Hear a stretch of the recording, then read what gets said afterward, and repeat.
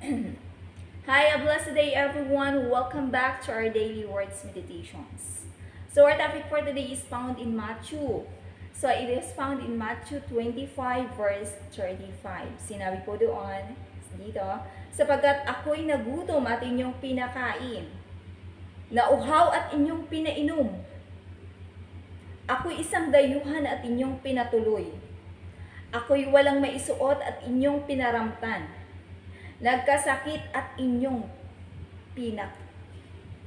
pinuntahan. So, ayon. So, minsan si Lord ay kapwa lang natin yan. So, pag ginawan mo ng mabuti ang iyong kapwa, ibig sabihin si Lord ang ginawan mo ng mabuti. So, pag tinulungan mo yung kapwa mo, ibig sabihin si Lord yung tinutulungan mo. So, ganun yung ibig sabihin ni Lord dito. Gusto ni Lord na tulungan mo yung pinaka nangangailangan ng tulong. Yung pinaka hamak. Yung walang kakayahan. Yung walang wala. Yung walang kakayahan na magbalik sa'yo ng mga pagpapalang binibigay mo sa Kanya.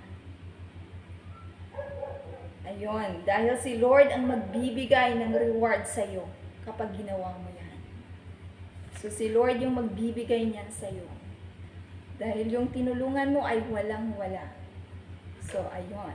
Sabi sa Kawikaan 19 verse 17, parang pagpapautang kay Yahweh ang pagtulong sa kapwa, sa mahirap. At pagdating ng panahon, si Yahweh ang magbabayad. So, si Lord ang magbabalik niyan sa'yo kapag ikaw ay tumulong sa kapwa mo. So, pag pinautang mo ang iyong kapwa, dahil ito'y nangangailangan, dahil wala silang pagkain, ang tinulungan mo ay si Lord. So, sabi sa Matthew 25 verse 45, at sasabihin sa kanila ng hari yung mga nasa kaliwa, ibig sabihin yung mga hindi sumusunod, yung mga kambing, yung hindi sumusunod sa word ni God. Sasabihin noon.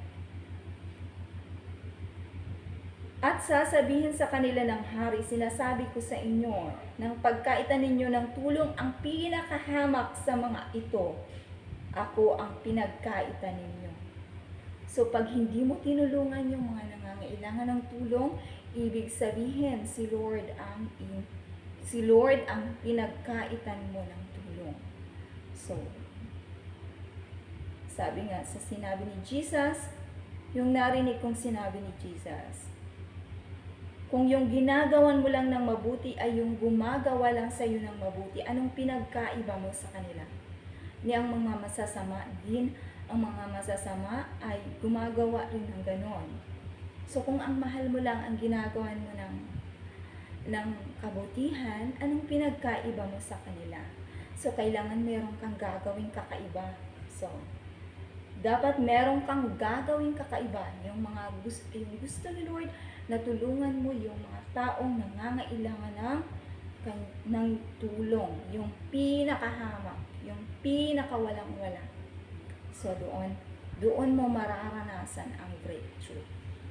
Kapag yun ang ginawa mo, sinunod mo ang Panginoon, mararanasan mo ang breakthrough sa buhay. Dahil ang Word of God ay hindi nagbabago. Pag sinunod mo yon, sinunod mo si Jesus, may reward ka kay Jesus. And that's all for today. Thank you for listening, for watching. God bless. God bless everyone. Bye. Thank you for listening in the Word of God. Thank you for listening. And hindi ka sa akin nakinig, kundi sa Panginoon ka nakinig.